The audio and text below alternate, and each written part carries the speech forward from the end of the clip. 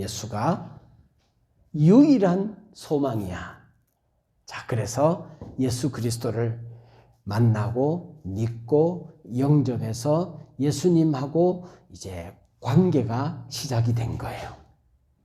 자, 사랑의 관계가 되면 그 관계로 인하여 너무 행복합니다. 너무 행복해요. 그래서 하나님께서 사람을 만드신 이유는 뭔가 하면 관계 맺기 위해서. 그래서 하나님은 우리를 사랑하시기 위해서 우리를 만드셨죠. 우리를 창조하셨죠.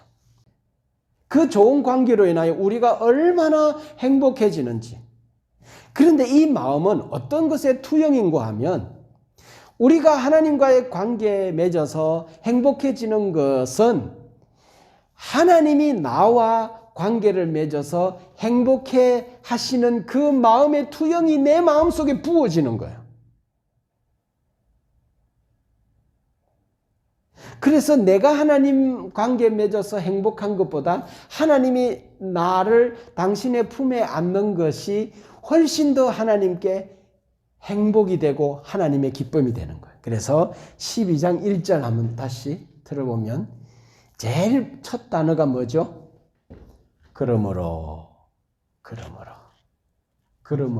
이렇게. 그러므로. 자, 이 그러므로라는 단어가 앞에 있는 1장부터 11장까지를 모두 다 받고 있는 거예요. 예수님을 왜 예수인가? 그 예수님을 믿어야 된다. 믿는 게 뭐냐? 예수님을 네 마음속에 받아들이는 거다. 그래서 예수님하고 관계가 다시 만나서 시작이 되었으므로 그래 이제 어떻게 하겠냐? 그게 원인이라면 이제 예수님과 함께 연합되어지고 동행하면서 임마누엘 되신 주님과 함께 살아가는 사람은 어떻게 살아야 하는가? 그러므로 형제들아, 내가 하나님의 모든 자비하심으로 너희를 권면하노니 너희 몸을 하나님이 기뻐하시는 거룩한 구별되어진 살아있는 제물로 너희 몸을 드려라. 이게 진짜 예배다 라고 이야기하면서 너희 몸에 대한 이야기를 했죠. 몸은 뭘로 바뀔 수 있는가 하면 일상이라고 말로 바꿀 수 있어요. 너희 일상을 하나님이 기뻐하시는 거룩한 제물로 드려라. 예수 잘 믿는 사람들 머릿속에는 어떤 생각이 있는가 하면 이원론적 사고방식이 있어요. 뭔가 하면 교회 일은 거룩한 건데 직장 일은 세상 일이야. 그래서 기도하고 교회에서 전도하고 시간을 보내는 것은 하나님이 받으시는 거룩한 일인데 직장에 가서 일하고 세상에서 시간을 보내고 그리고 놀고 먹고 자고 TV 보고 이렇게 하는 것은 이건 경건하지 않은 거야. 불경건한 거기 때문에 이런 것은 어떻게든지 줄이고 어떻게든지 성경 보고 영적인 일에만 집중해야 돼. 그래서 영과 육을 분리시키고 구별하는 이러한 사고방식이 있어요. 고대에는 더했어요. 그래서 이 몸은 뭘로 이해했는가 하면 죄를 짓게 되어지는 온상이다. 죄의 온상이 몸이다. 그래서 이 몸을 사람들이 어떻게 했는가 하면 고행했어요. 금욕했어요. 절제했어요. 그리고 학대했어요. 왜? 이 몸 때문에 내가 죄를 짓게 되니까. 그래서 이 몸은 악한 거, 나를 멸망시키는 거, 이 몸은 아무 소망이 없는 거, 허무한 거, 이 몸은 천한 거. 그런 이해가 있었어요. 그러니까 이 사람들이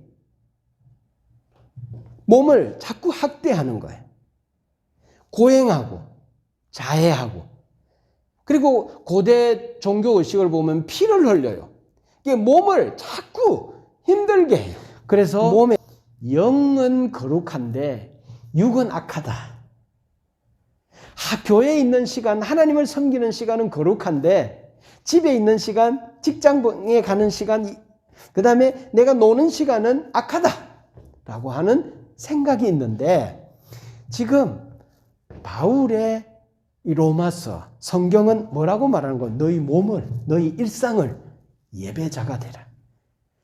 거룩한 살아있는 예배로 하나님께 드려지게 해라. 이 말이 뭔가 하면, 너희들이 예수를 만난 이후에 너희들의 모든 일상이 이제 주님과 함께 걸어가는 삶으로 변화해라. 그것이 먹든지, 그것을 마시든지, 아니면은 일하고 있든지, 교회에 있든지, 전도를 하든지, 아니면은 TV를 시청하든지, 이제는 너의 삶 모든 공간에 나와 함께 동행하자. 내가 거기에 함께 있는 자로 살자. 나 손잡자. 같이 가자. 이런 말이에요. 그러면 그게 뭐다? 예배다. 진짜 예배다. 우리는 예배를 뭘로 이해하는가 하면, 주일날 아침에 교회 와서 목사님이 진행하는 예배 순서에 앉아 있는 거, 같이 드리는 예배, 그것을로만 예배로 생각하는데, 그것도 예배이고 진짜 예배는 삶으로 드리는 예배단 말이에요. 그래서 생각이 바뀌어요. 패러다임이 바뀌고 가치가 바뀌어요. 살아가는 삶은 전에나 지금이나 똑같은 일상인데, 그 머릿속에 그 일을 왜 하느냐, 이유가 달라져요. 가치가 달라요. 그리고 옛날에는 그 일의 중심에 뭐가 있는가 하면 내가 있었어요. 오직 나의 즐거움, 나의 계획, 나의 판단, 내 생각대로 살았어요. 내 행복이 목적이었어요. 내가 잘 되는 게 목적이었어요. 그런데 예수님을 만나고 나면 먹어도 주님께 영광, 자는 시간도 주님께 영광, 일을 해도 주님께 영광, 주의 일을, 교회를 다녀도 주의 영광, 예배를 드려도 주의 영광, 모든 삶이 주님과 함께 연결되어지는, 그래서 그분 손잡는 거예요. 그러니까 관계죠. 그러니까 이런 관계는 내 삶에 깊숙이 들어와서 뭘 일으키는가 하면 변화를 일으키는 거예요. 좋은 관계는 이처럼 삶을 풍요롭게 하죠. 세상에 관계 중에 최고의 관계는 하나님과의 관계인 줄로 믿습니다. 그 왕하고의, 영원한 왕하고의 관계. 너희가 하나님의 성전인 것과 하나님의 성령이 너희 안에 거하시는 것을 알지 못하느냐. 그래서 우리의 몸을 뭘로 바꿔버렸어요? 성전으로. 여러분, 신앙에서 제일 중요한 게 뭐예요? 성전이에요. 그럼 우리는 이스라엘 땅 예루살렘 성전에 가야 돼요? 솔로몬 성전에 가야 돼요? 신약 시대에는 성전이 어떻게 됐어요? 내가 성전이죠. 내가 신을 모시고 있으니까. 내 몸이 성전이죠. 내 몸을 하나님께서 바꿔버렸어요. 성전으로. 근데 신약 시대에는 우리의 몸을 성전으로 만들었어요. 그러니까 이 몸을 어떻게 해요? 학대하지 말아야 돼요. 나를 가치 없다고 스스로 정죄하고 그러지 말아야 돼요. 나는 얼마나 존귀하고 가치 있는 존재로 하나님이 나를 바꿔놓은지 몰라요. 내 안에 하나님이 계셔. 자존감을 얼마나 높여야 하는지 몰라요. 나는 만왕의 왕을 모시고 있는 성전이야. 내 몸을 존귀하게 가꾸어야 돼요. 할 수만 있으면 더 아름답고 더 이쁘게 가꾸어야 돼요. 이 몸을 학대할 필요가 없어요. 여러분 안에 왕이 계신 사람은 아멘 합시다. 아멘 합시다. 그럼 여러분은 성전이에요. 여러분 몸을 얼마나 여러분 몸 안에 누가 계시다고요? 하나님이 계시는 거예요. 그러니까 여러분 몸은 이렇게 가치가 있는 거예요. 그리고 여러분 일상 속에 주님이 계시잖아요. 얼마나 우리는 가치 있는 존재인지 몰라요. 하나님은 우리를 이렇게 성격시켰어요.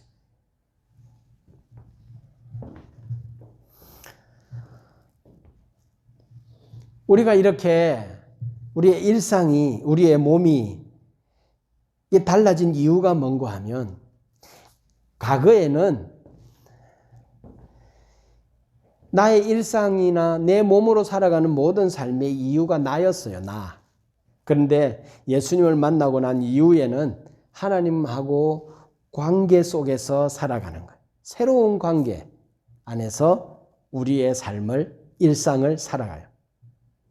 그래서 우리는 세상 풍속을 따라가지 않아요. 왜? 변화받았으니까. 변화를 받았으니까.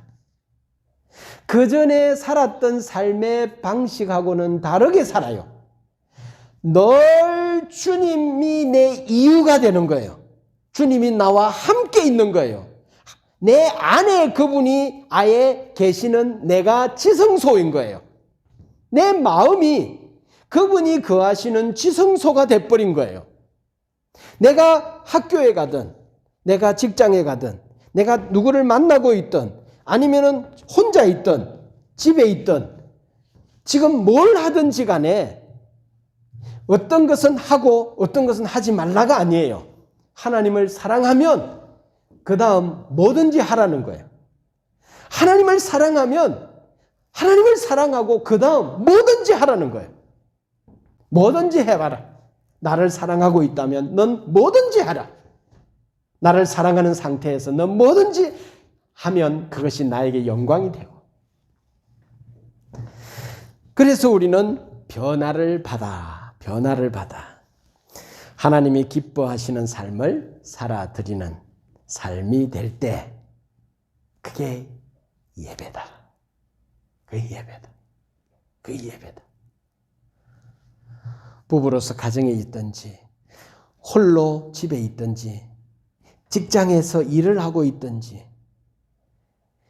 좀 쉬고 있든지, 취미 생활을 하고 있든지, 무슨 일을 하고 있든지 간에 주님과 관계 속에서 그 일을 하고 있다면 지금 나는 예배자인 거예요.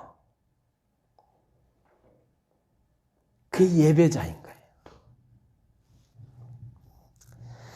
그래서 고린도전서 10장 31절에 보면 먹든지 마시든지 무엇을 하든지 하나님께 영광이 되게 하라. 너의 일상을 하나님께서 이렇게 가치 있게 만들었어요. 짜증나고 피곤하고 하기 싫고 힘겹게만 느껴졌던 많은 일상의 일들을 하나님께서는 얼마나 가치 있는 일로 우리를 변화시켰는지.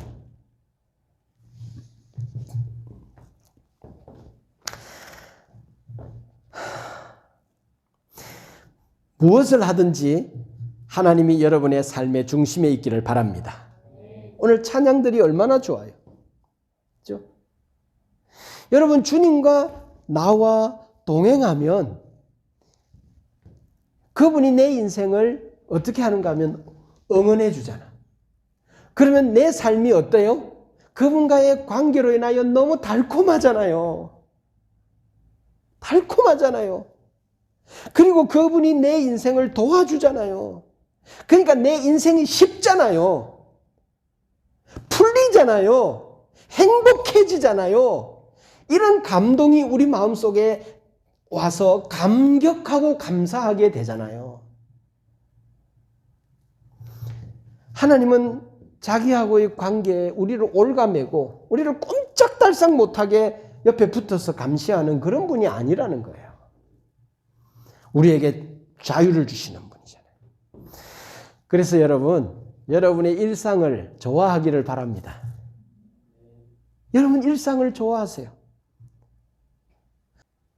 전에는 내가 뭘 하든지 간에 나를 위해서 살았지만 이제는 주님을 위해 드리게 되어지고 그러면 그걸 예배로 받으시기 때문에 내가 하는 모든 일을 너무 가치 있게 만들었어요.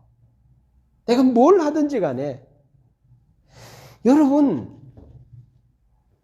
관계 안에 사는 것이 뭐예요? 식구나 가족들 일상을 같이 나누는 거 아니에요? 일상을 같이 나누는 거 아니에요? 그 일상을 몸으로 표현했잖아요. 우리 일상이 너무 가치 있게 만들어 주신 거예요. 예수를 만나는 순간 설거지를 하는 것도 음식물 쓰레기를 버리는 것도 옛날에는 일로 느껴졌고 나를 위해서 하는 거였기 때문에 짜증나는 일이었지만 그런데 지금은 같이 살고 있는 아내와 함께 그 아내가 기뻐할 걸 생각하면서 그 아내와 함께 있는 공간을 깔끔하고 깨끗하게 관리할 것을 생각하면 쓰레기 하나 치우고 이거 하는 것이 행복한 거지. 좋은 관계는 사람을 올가매지 않아요. 구속하지 않아요. 규제하지 않아요. 그것 때문에 삶의 에너지, 힘이 더 생겨요. 삶의 이유와 가치가 더 생긴다는 거예요. 그러니까 여러분들 안에 관계가 생겼어요. 그 관계가 만왕의 왕이신 그분과의 거룩한 관계 안에 들어간 거예요. 할렐루야. 그래서 일상이 예배인 거예요. 모든 일이 하나님께 드려지는 순간이에요. 직장일, 심지어는 잠자는 것까지, 먹는 것, 노는 것 모두 다 귀한 줄로 믿습니다. 모두가 예배인 줄로 믿습니다. 그곳에 주님을 모시기를 바랍니다. 모든 시간 속에 그분이 함께 동행하는 여러분 되기를 바랍니다. 어떤 일을 하든지.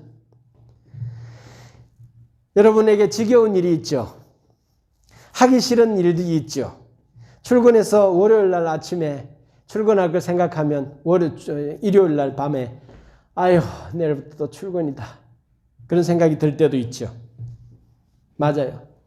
업무하면서 업무가 힘들고 압박으로 조여올 때도 있죠. 하나님께서는 이 모든 일을 가치 있게 성격시켰어요. 하나님이 싫어하실 것 같은 노는 일, TV 보는 거, 취미생활 하는 거, 밖에 나가서 노는 거, 그것도 하나님은 예배로 받으시는 거예요. 여러분 이게 종교입니까? 생명이지. 우리의 삶을 빛나게 해주셨어요.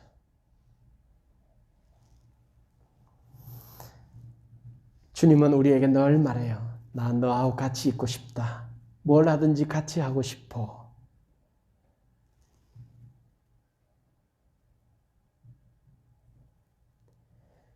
너가 하는 모든 일이 나는 예배가 되기를 원해. 뭘 하든지. 너가 뭘 하든지 내가 받을게. 우리의 평범하고 내가 잘 살고 있나? 이래 살아도 되나?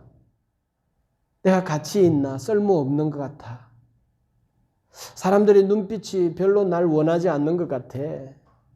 그래서 외롭고 그래서 자격지심이 느껴지고 그런 마음에 큰 고통이 있는 이때에 하나님께서 말합니다. 난 너를 원해.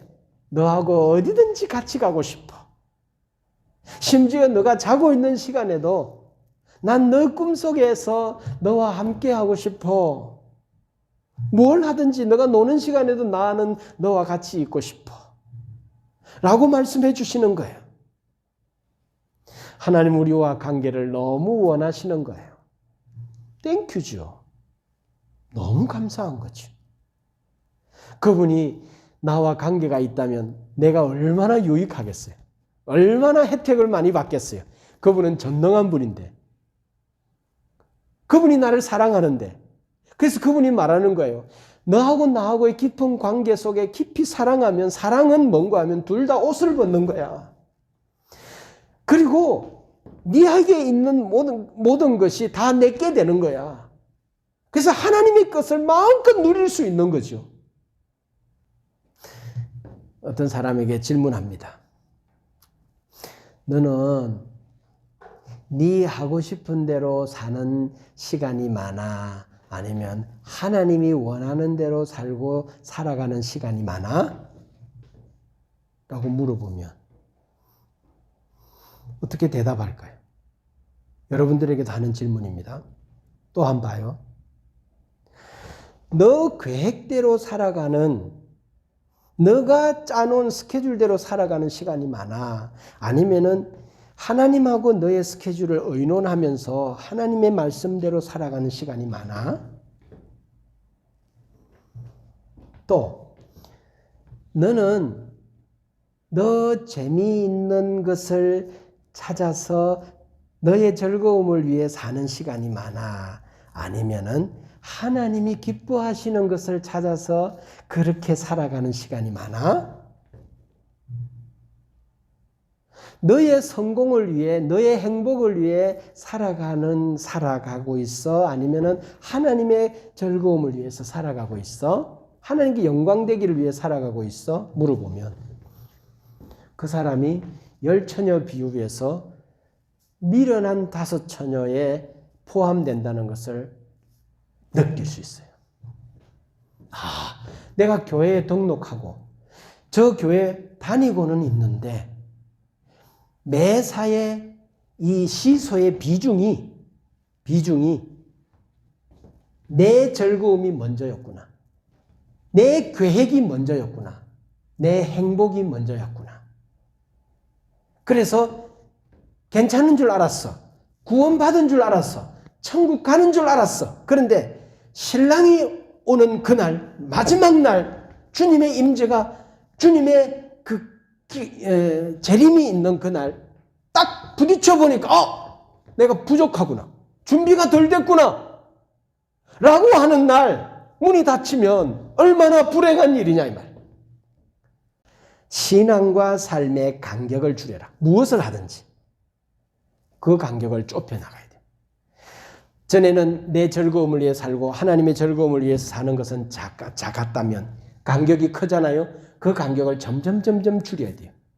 그래가지고 이제는 주님과 내가 합일되어져, 연합되어져, 친밀하게 사랑하게 되어져야 돼요.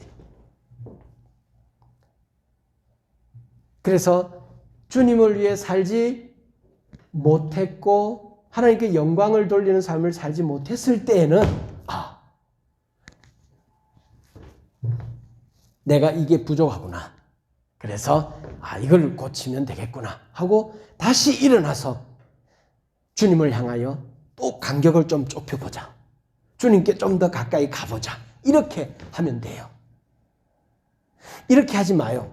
아이고 나는 역시 안 돼. 나는 실패자야. 나는 믿음대로 살고 싶은데 잘 안 돼. 이게 아니라 실패했으면 그 자리에서 자 간격을 좀 줄여보자. 그러면서 다시 일어나서 주님을 향하여 더 같이 가까이 가는 거죠. 믿음대로 살려고 하는 의지와 인식이 있어야 될 것 같아요.